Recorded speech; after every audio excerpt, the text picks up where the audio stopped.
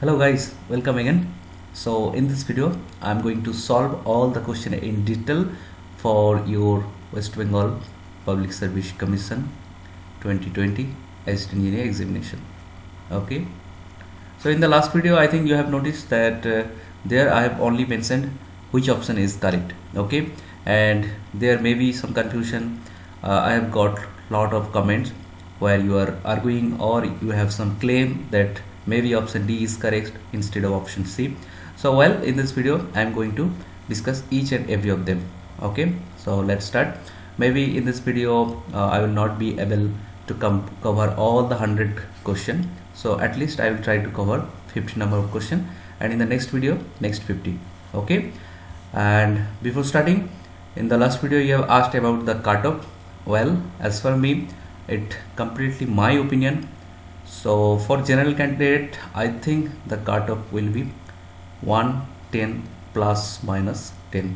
Okay, so if you have marks within range of 90, from 100 to 120, and you belongs from general category, you can expect the interview call.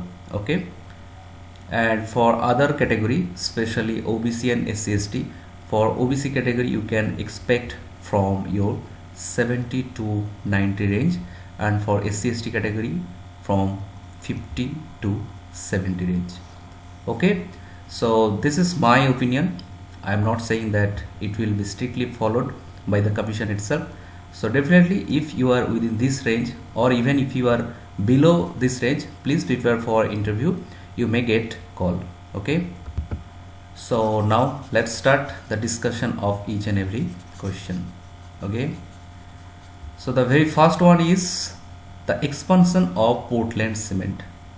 Well, the expansion of Portland cement is caused by free lime. That's why you experiment your soundness of cement by boiling it in autoclave. Okay, so this soundness is completely a function of free lime. Okay, next, in a reservoir with uncontrolled spillway. Well, if this is the reservoir, this is the inflow curve. Okay, and if you have uncontrolled spillway, which is mainly a type of weir. Okay, water come and goes out. There is no such spillway where you can control the flow. So in this type of flow, what happened? Your peak simply shifted towards right because of this storage. So now the curve become like this. Okay, so this peak maybe lies within this recession limb. This is the recession limb. Okay, so here in a reservoir with uncontrolled spillway, the peak of the plotted outflow hydrograph lies on the recession part of the plotted inflow hydrograph. This is a typical question from hydrograph. Okay, next question. Here in this question I think I have mentioned that none of the option is correct. Okay, so now let's find why. So this is the frame structure. Clear? This is fixed, this is pinned, and this is free. Here you have applied a moment M. This is standard question, and this is ESC, or you can say gate standard question. Okay, so every length is equal. So what is the rotational stiffness for this structure or for this joint? Simply for pinned end, this is 3 EI by L. For free, this is 0. For fixed, this is 4 EI by L. So complete or total stiffness is 7 EI by L. And what is the contribution of this fixed part? Simply 4 EI by L out of 7 EI by L, or you can say this is the fractional stiffness of this part. So when you apply moment M, how much moment will be carried by this member? Simply this fraction, that is 4m by 7. And I know lots of you have marked here option B as correct one, as you have find here 4m by C, but this is wrong. Why? Because 4m by 7 is the moment at this point, and in the question it has been asked to find the bending moment at C, that means at this support. So to find the moment at this support, what you have to do? You have to apply the carryover factor with this, that is half. So here it is coming as 4m by 14. Okay, so or you can say this is 2m by 7. That's why here in the last video I have mentioned none of the option is correct. Clear? No confusion. Please, if you have confusion, let me know in the comment box. And definitely the comment which I have got question wise, I will definitely discuss them also. Okay. Next question, question number 4. A vehicle negotiates a transition curve with an uniform speed of v. So speed is v and the radius of horizontal curve is r and allowable jerk is j. So what is allowable jerk? Allowable jerk is nothing but the rate of change of your centrifugal acceleration, that is j is equal to nothing but v square by r divided by t. Okay, so you can also find some similarity with this formula is equal to c. So here just j is replaced by c. Okay, so j is given as v square by r by t. Now if the length of the transition curve is simply L and the velocity is v, so what is the t? T is coming as L by v. Okay, so here j can be expressed by v square by r by t by this formula, that is L by v, which gives you vq by lr. Okay, but our requirement is L, so L is coming as simply vq by jr. Again, there is no such option. Okay, next question, question number 10. Sorry, we have to go back to question number 5 again. Here the question is for a reinforced concrete section, the shear stress diagram. Simply for shear stress diagram, if this is your rectangular section, okay, reinforced section, here this is the reinforcement, so shear distribution is like this. Okay, this is the shear stress distribution. Unlike your rectangular section where your shear stress distribution looks like this, parabolic completely throughout the section, in reinforced section in the bottom of neutral axis it is assumed that it is constant, the stress is constant. Okay, so the correct option is parabolic curve above neutral axis, okay, and rectangular below neutral axis. Okay, next question, that is question number 6. Here an imaginary line along which bolt in an angle section are placed. So definitely rivet line is not the correct answer because this is related to bolt. Okay, so you can easily eliminate option A. Now backline, gauge line. So when you have eliminated rivet line, definitely all of the above option is also eliminated. Now remaining is backline and gauge line. Definitely the answer is gauge line. Okay, next question, that is static indeterminacy of this frame with 3 internal hinges with 3 hinge support apart from 2 fixed support, blah blah blah, whatever. So it's quite conceptual one. Simply what are the unknown for support? 1 fixed support, 2 fixed support, so 3 into 2 plus here 1 2 3 hinged support, so unknown are 2 into 2. So here total unknown are your, this is 6, this is 4, that is 10. Okay, next is unknown due to your closed loop. So number of closed loop here 1 2 3, so 3 into 3, that is 9. So total unknown is your 19. Now you have 3 equation, so till you have 16 unknown. Sorry, here it should be 3. Okay, 3 hinge support is there, that is 3, so it is coming as 3 6 and 6, that is 12.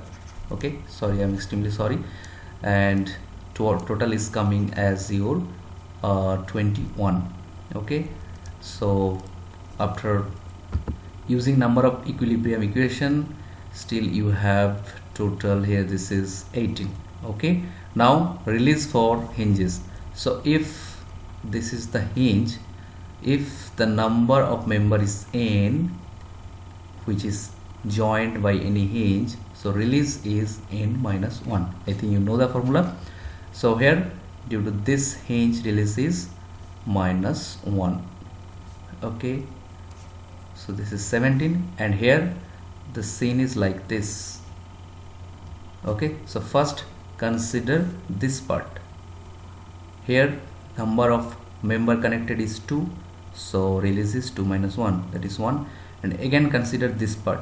Here number of member connected is 2, so release is 1, so total release is 2. So finally 17 minus 2, which gives you 15. So 15 is the correct answer.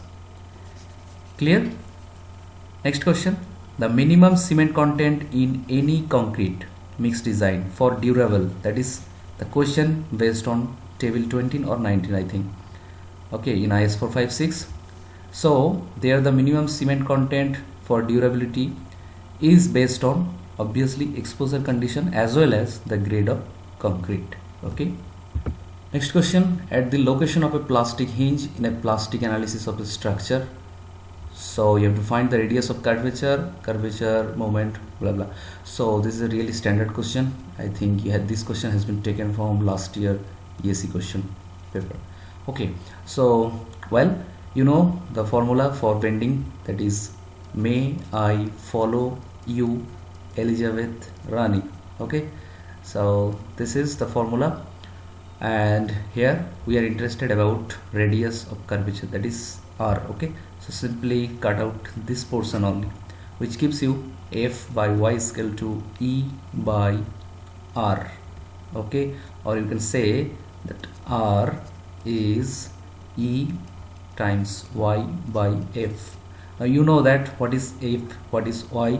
Well, if you don't know, in that case, if this is the section, the stress distribution in case of a plastic analysis looks like this.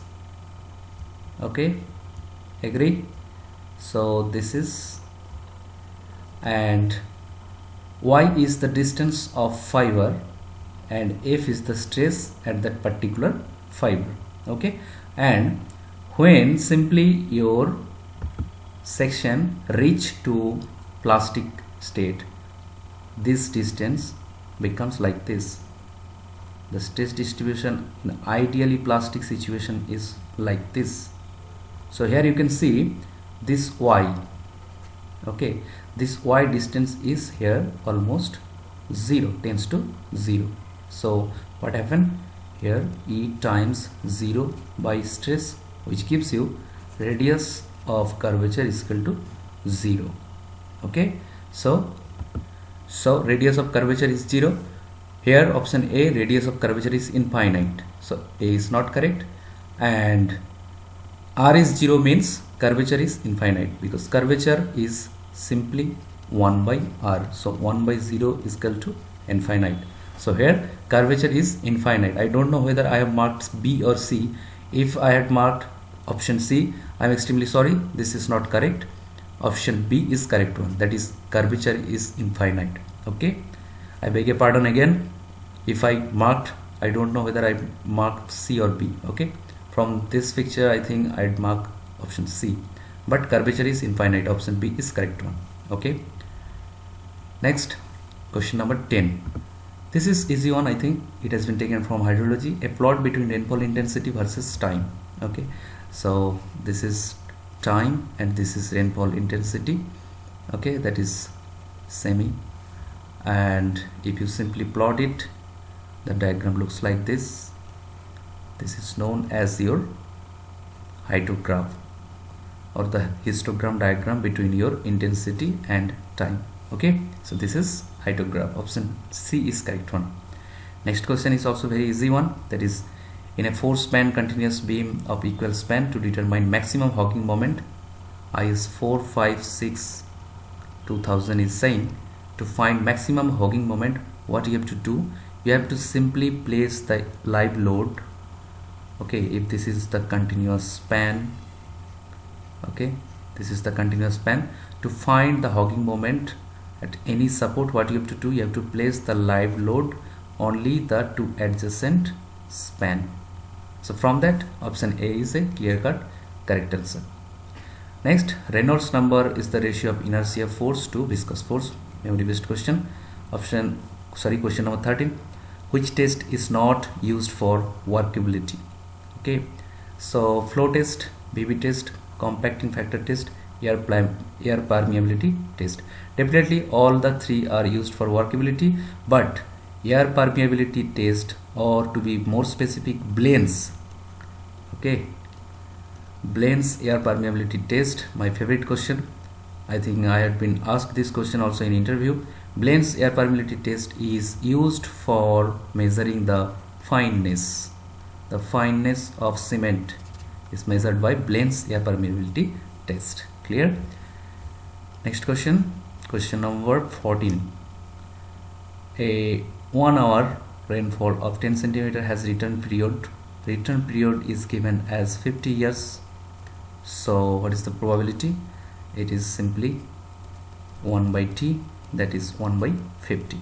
Okay, so you have to find out the probability of this rainfall of 10 centimeter or more in each of the two successive years. So simply, if this is 2020 and next year 2021, if this year this probability is 150, definitely in the next year also this is 1 by 50. So to find the probability, multiplication rule is applied and you are getting 2500, and if you convert this into decimal you are getting 0.0004. so D is correct one. Okay, next question number your 15. Okay, so this is also very typical question from surveying, which is asking when a chain of designated length L is marked on chain. This is marking on chain. Okay, but actual length is L dashed. Actual. Okay, used for measuring a line, the true length of the line. Okay, so simply assume that the measured length is ml, measured length. Okay, so the measured length is, this is my home, this is your sweet home. Okay, so this is the measured length from this point to this point to this measured length by this marked tape, okay, or chain, whatever. How many times you have used it? Simply this ml by L times. So the actual length is simply n into L dashed, that is measured length into L dashed by L. Okay, there is no necessary you have to remember this formula, but because many times you will simply inverse it, that is L divided by L dashed. Okay, simply understand the concept. Okay, so really conceptual one. Next question, question number 16. What is this? For lack of fit problem in any truss, the truss is at least statically. So lack of fit problem, typical problem of lack of fit is like this. This is the truss. Okay, so this is the truss, but unfortunately this member is quite short of length, so you simply apply a jack and then apply tension. Okay, so this is the lack of fit problem. Now equivalent to this system, we can draw a truss like this. Okay, so if you even don't know the answer, simply compare or try to think about this truss. This is statically maybe determinate. Okay, because if this is hinge and this is roller, then statically determinate, but internally this is statically indeterminate, because at any joint there are more than two members. So definitely you need to obsolete any member to solve this structural problem or to analyze this truss. Clear? So simply, for lack of fit problem in a truss, the truss is at least statically indeterminate. Okay, indeterminate internally. Option B is correct. Clear? Next question, question number 17. Well, this is a question of from strength of material, I think. What is the question? Question is given like some matrix, sort of matrix. So what is the meaning of this matrix? Simply sigma x is 100 MPa, sigma y is 20 MPa, and tau xy or yx is given as 30 MPa. So simply draw a Mohr circle. Okay, so this is 100, this is 100, this is 20, this is 20.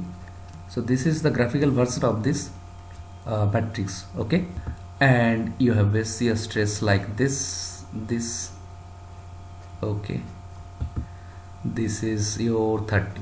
Okay, so now draw Mohr circle. To solve this type of problem, always I prefer to draw Mohr circle.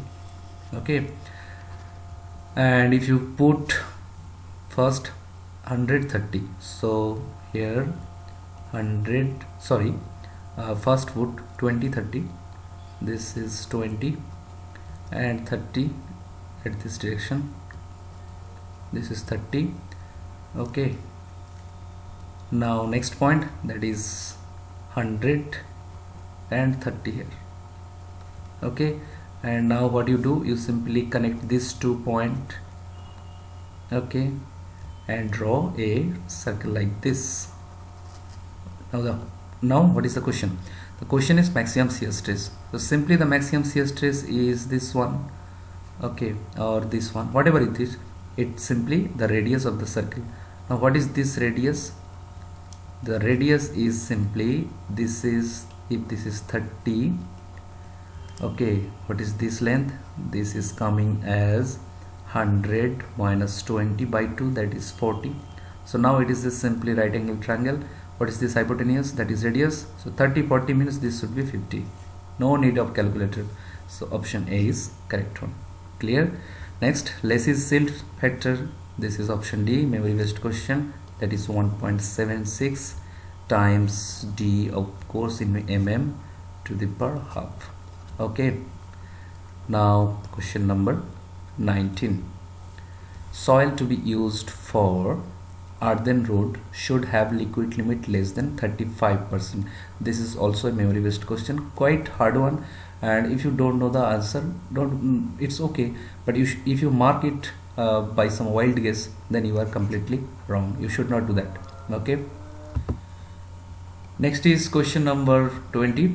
When bitumen is added to soil, it mainly increases cohesion, accelerate cohesion, act as a waterproofing agent, fills void. Well, this is a quite interesting question. After posting the last video, I've got a comment from Mr. Rocky.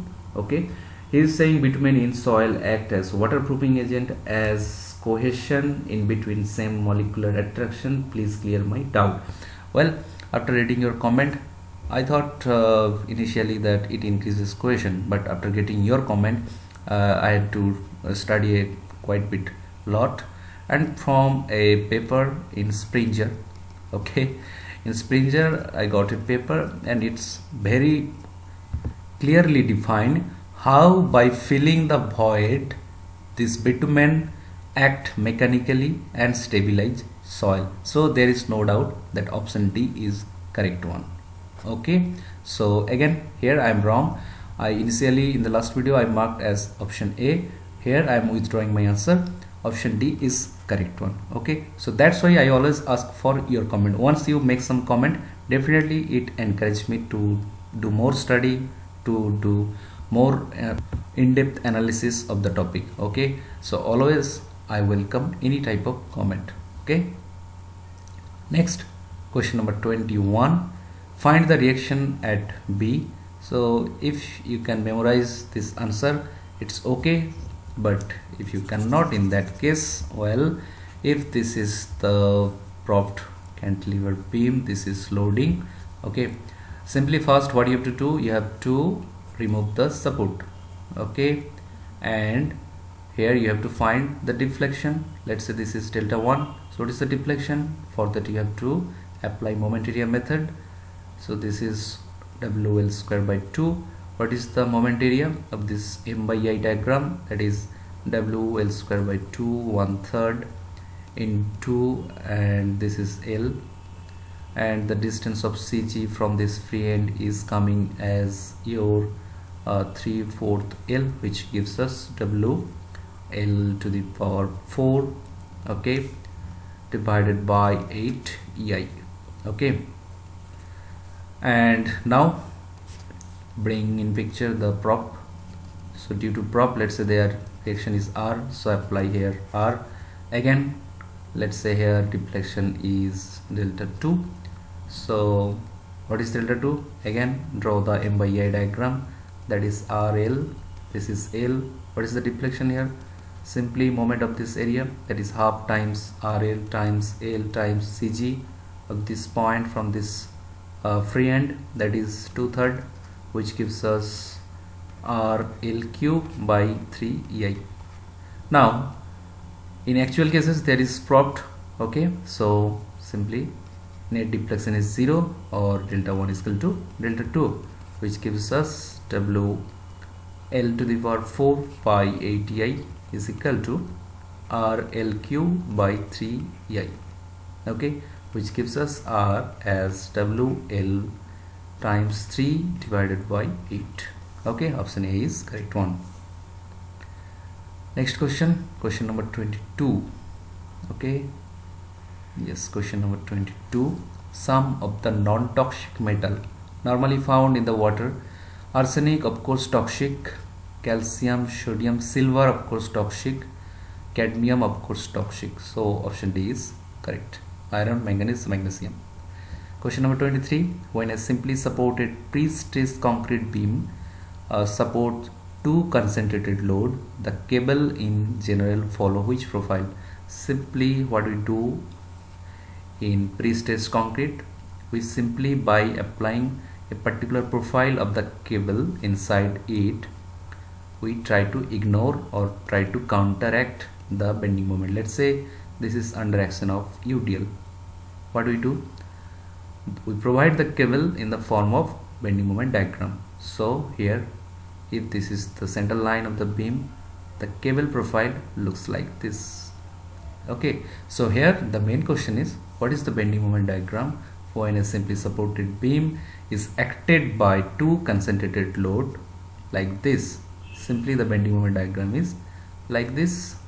So in the beam you have to provide the cable profile just like a trapezium. Option D is correct one. Okay, so this is 23. Now question number 28. No, sorry, we have to go back to 24. Okay, this looks like clumsy. Let me make it clear some. Okay, sorry for you wasting time.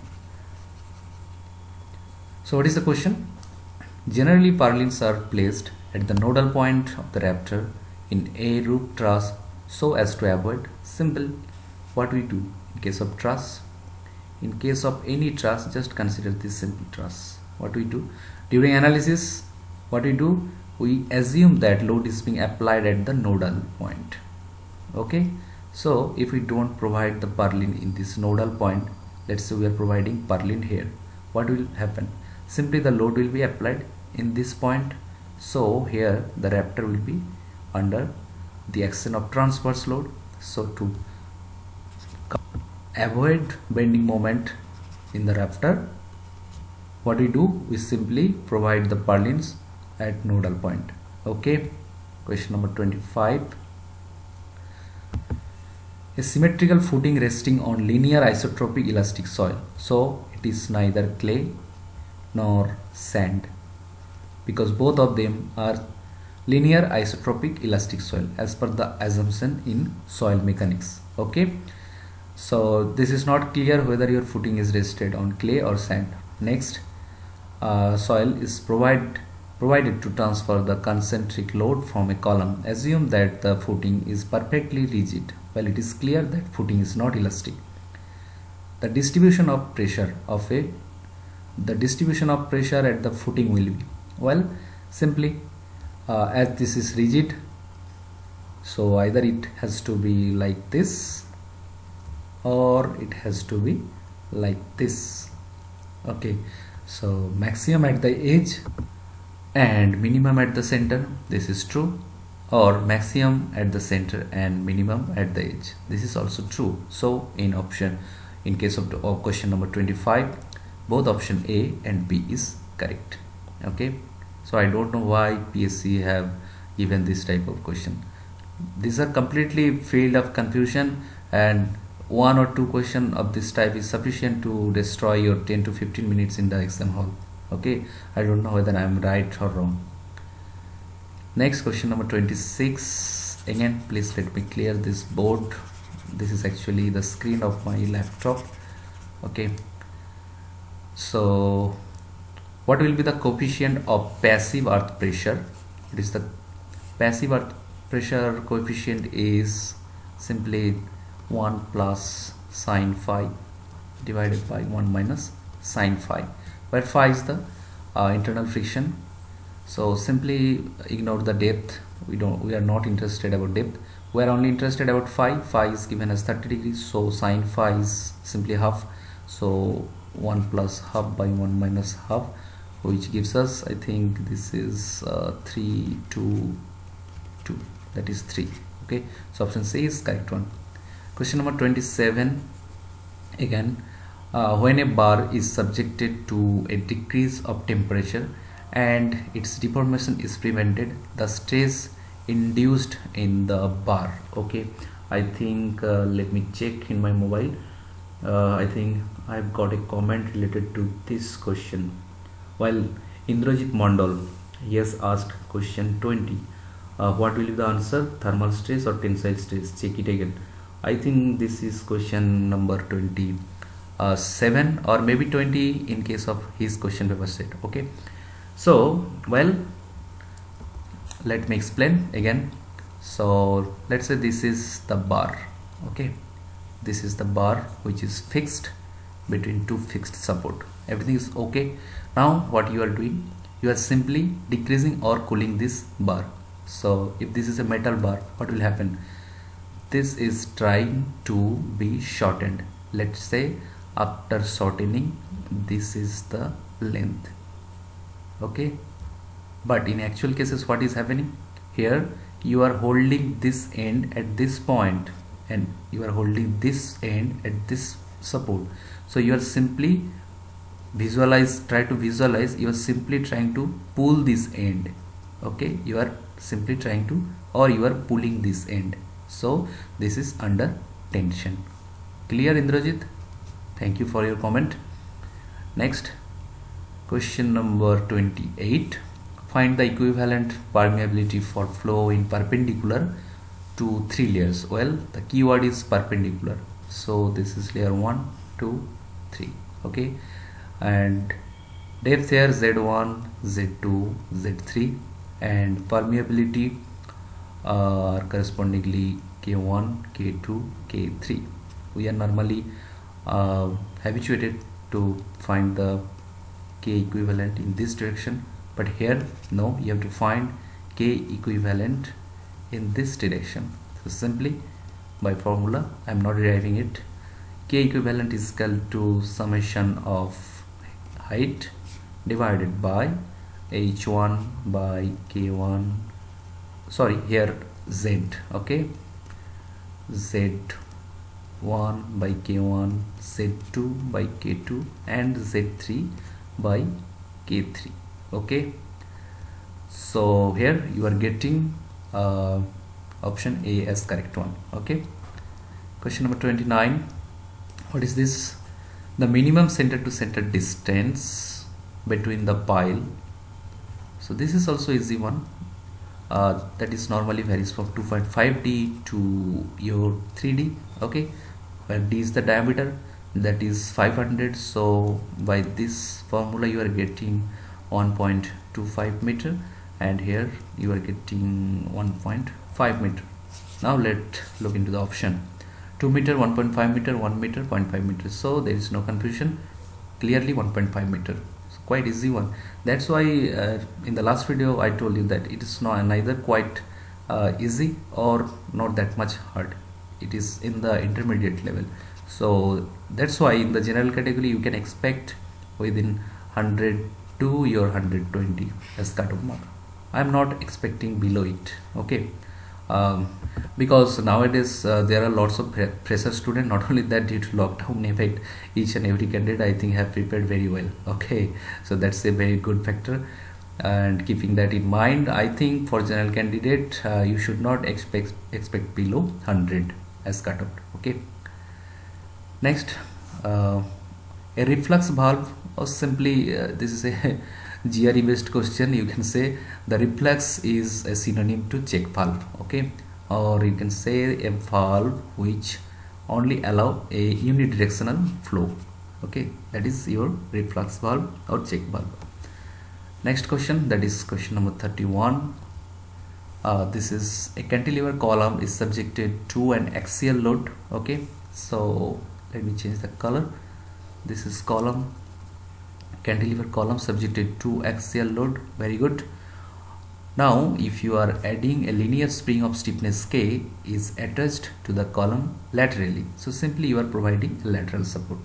Forget about the spring concept, simply you are providing a lateral support. Definitely previously its effective length was like this, 2L.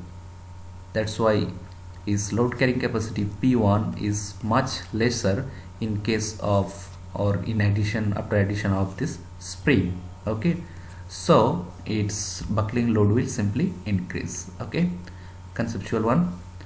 Next, question number 32. Okay, this is a beautiful question.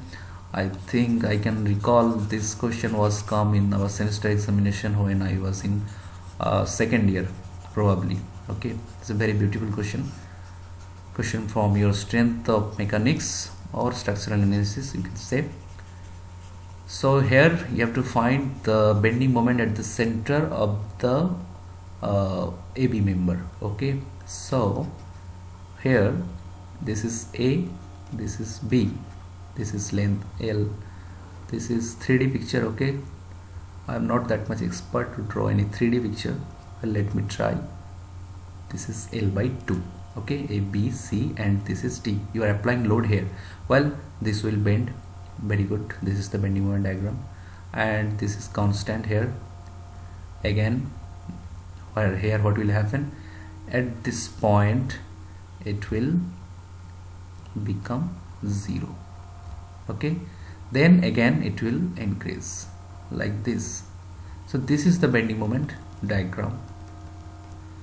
Simply at this point, if you take moment about this point to this load actually passes through this point. Okay, so that's why in this transverse direction there is no bending moment, it is 0. Clear?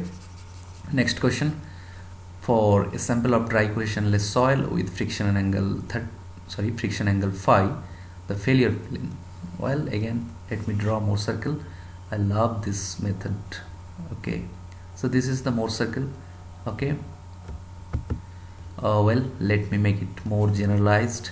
Okay, let's say here is the axis, there is some sigma 1 and sigma 2. Okay, so this is sigma 1, this is sigma 2, and cohesionless, so C is 0, the axis line should be passed through origin, so this is the failure plane. Okay, and here what is the angle? Simply this is the angle, and this is 90 plus 2 phi. Okay, so the angle of failure is always half of that is 45 plus 5 by 2. So here option C is correct one. Okay, next question number 34. Okay, find the development length of reinforcing steel of diameter D. Well, very good, diameter is D. In compression, that means there is some factor like I think 25% increment in bond stress, and Fe 500, that means again HISD bar, so factor is 1.6. very good. Bond strength is given as 1.5.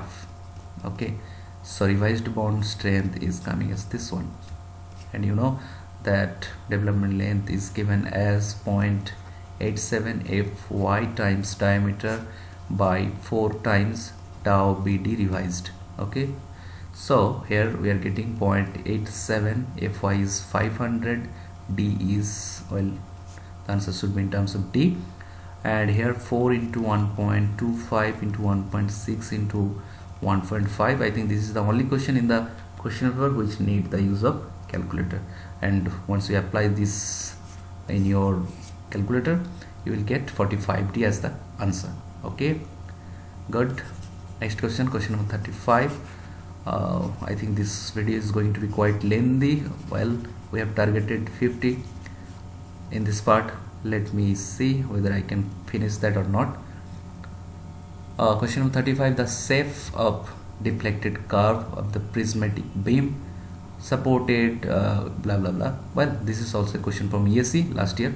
Last year means here the previous year. Okay, so well, if this is the beam, this is A, this is L, this is A, and you are applying load here, and you have to find out the shape of the deflected curve between the support, so in this zone. Okay, so here simply find out the bending moment. Let's say at a distance of x.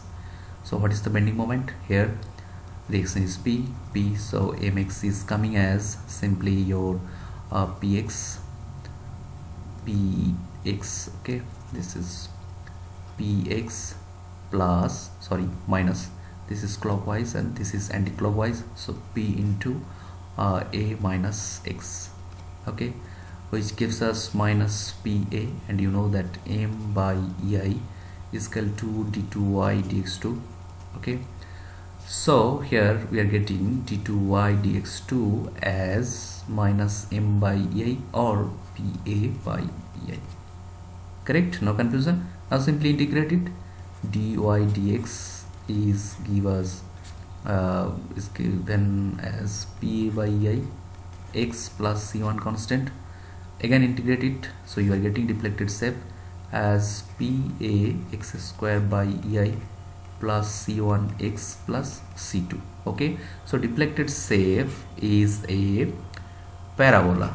Okay, so because it is a function of x square if a is not 0, but if a is equal to 0, what will happen? Y is a function of x only. Okay, so in that case it is linear, so it is depend on a by l ratio. Okay, a by l is 0, this is linear, but if a by l is greater than 0, this is parabola. So very very loved one. Okay, I don't know how many of you have marked it correctly, whether by guess or by this beautiful fundamental. Well, in every cases you are welcome. Next question, that is question number 35. Well, after 35 this is 36. Okay, again please let me clean my blackboard, my beautiful blackboard. Okay, so two simply supported beam, one is A, another is B. Okay, very good. Under same UDL loading. Okay, and the span of A is double of span B, so this is 2L. Okay, this is L, this is beam A, this is B. Okay, and the deflection, you have to find the relation between deflection. Simply in case of, well, this is UDL. Okay, so in case of UDL, what is the central deflection? That is 5 by 384 W L to the power 4 by EI, whatever. This is a function of L to the power 4. So in case of A, the deflection will be twice to the power 4, that is 16 times compared to B. Okay, so option D is correct one. Very good question. So every question is completely conceptual and very beautiful, not hard but beautiful. Okay, the latitude and departure of a line, okay, is given, and you have to find the whole circle bearing. Again, numerical question. So here latitude is given as minus 75, so towards down.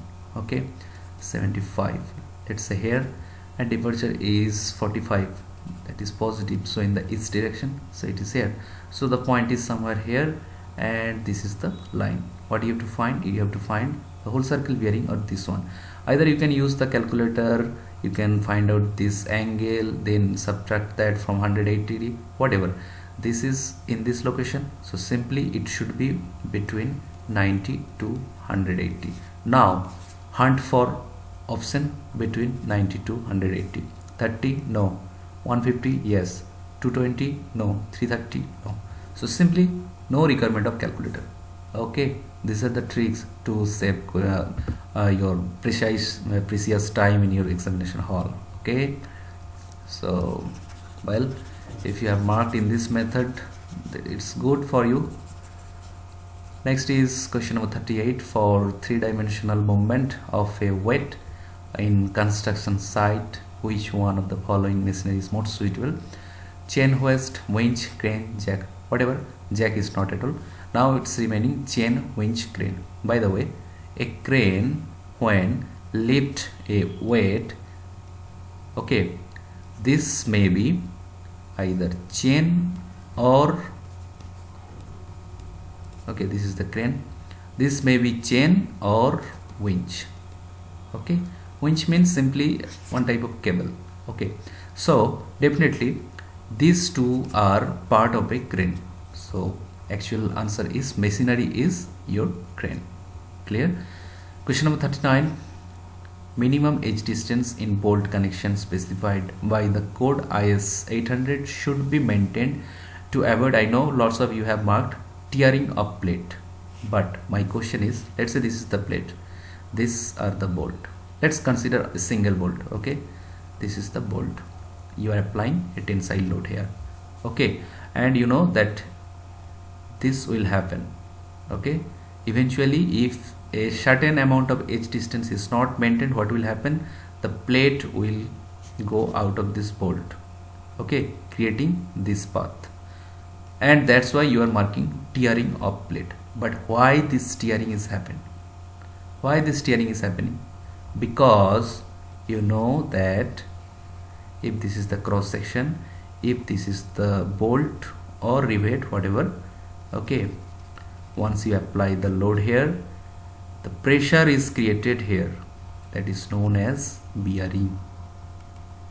Okay, due to this bearing, eventually the deflection will be occurred and it will propagate and finally it will be teared apart.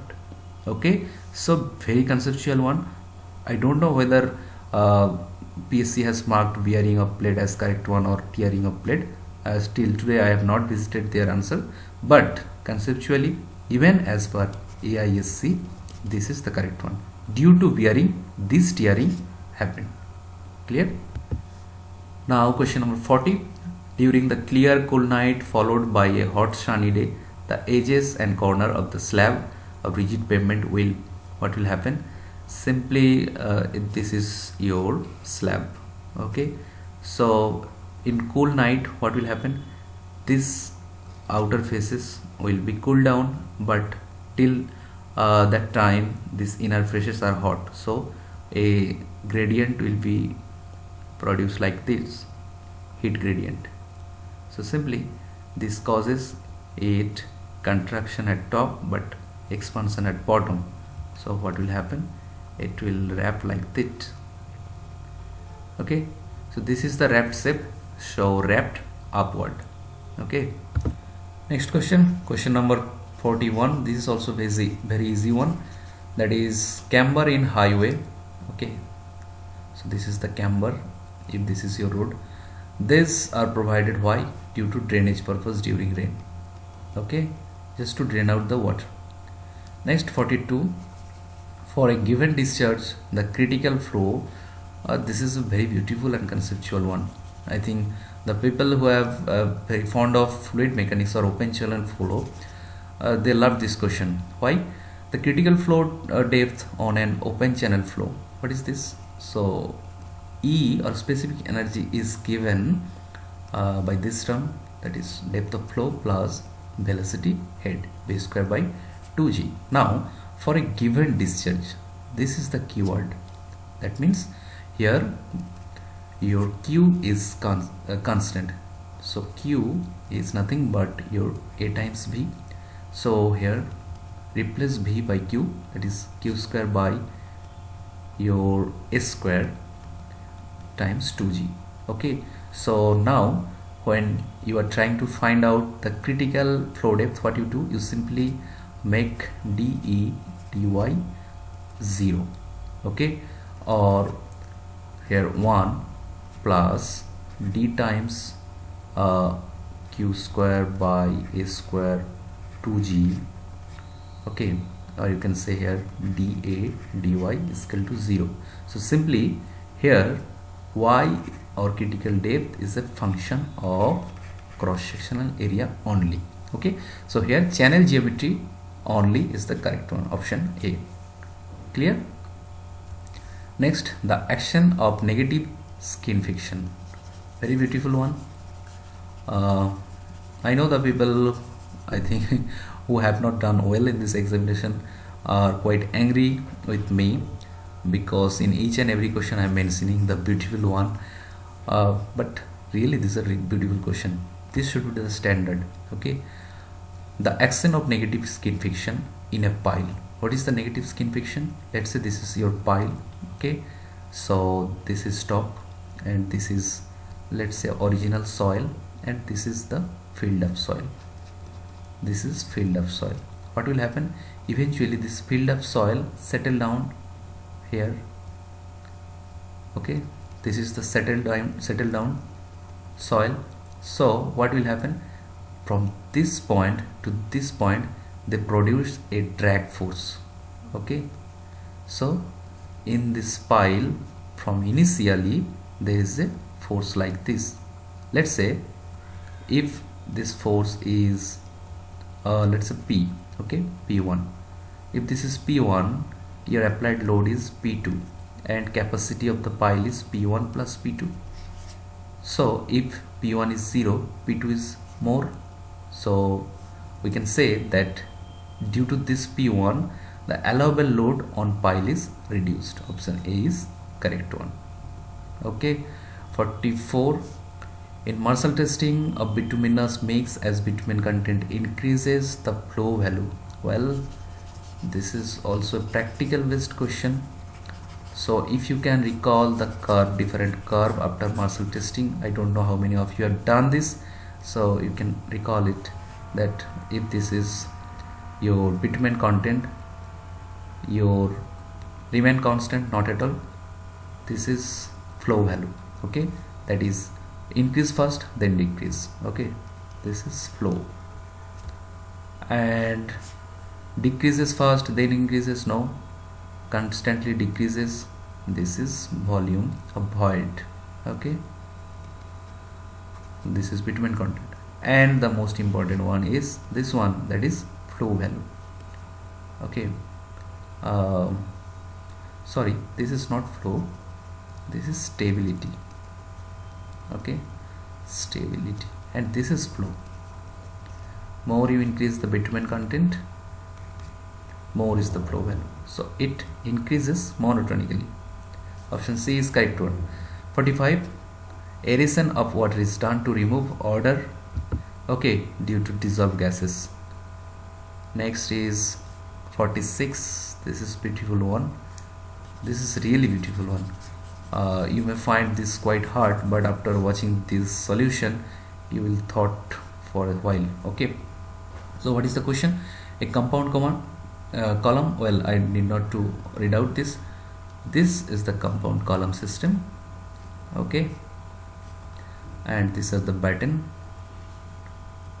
Okay, and you have to find out for maximum capacity what should be the spacing.